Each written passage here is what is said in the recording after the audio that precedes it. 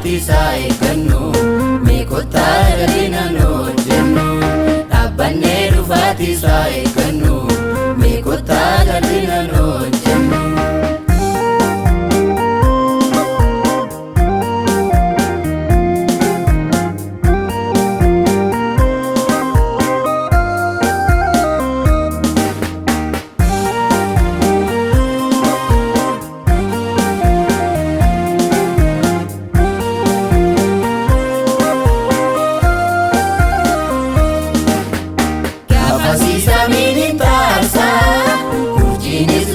Gadarta biftuuni seeyeen dukkaanofti jinis jijjiirama dhiigatti abiddi sinnuuf alaafatti gaafa sassaabamna walitti abiddi sinnuuf alaafatti gaafa sassaabamna walitti.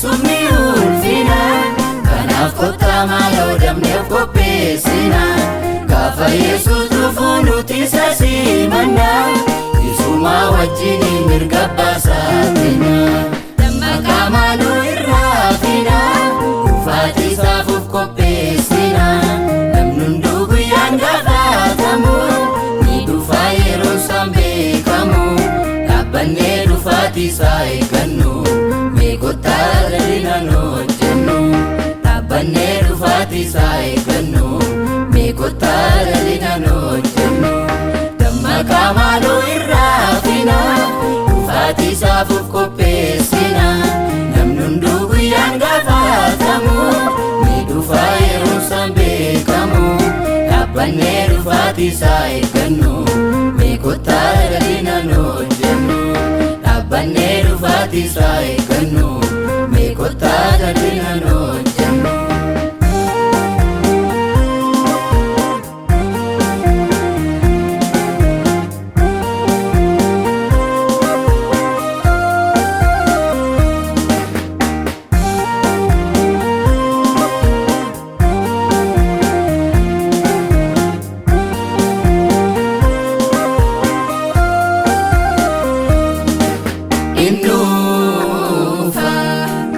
Yesus innufa innufa Yesus innufa innufa Yesus innufa innufa Yesus innufa dammaqaa maaloo irraa fina dhufaatii isaaf qopheessina namni hunduu guyyaan gaafatamu ni dhufa yeroo isaan beekamu dhaabbannee dhufaatii eeggannu mee kottaa jalina hojjennu dhaabbannee dhufaatii eeggannu mee kottaa jalina hojjennu dammaqaa maaloo irraa fina dhufaatii isaaf qopheessina namni hunduu guyyaan gaafatamu ni dhufa yeroo isaan beekamu dhaabbannee dhufaatii eeggannu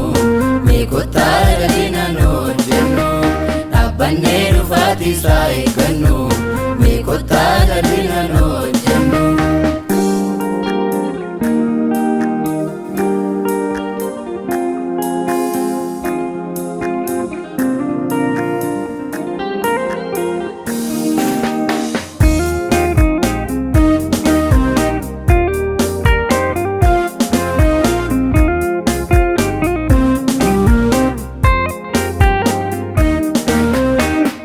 Jiraadura keenya kan namallee yaasimne dhagayeera gurri keenya akkasitti namne jabaanneetu dhaabbanne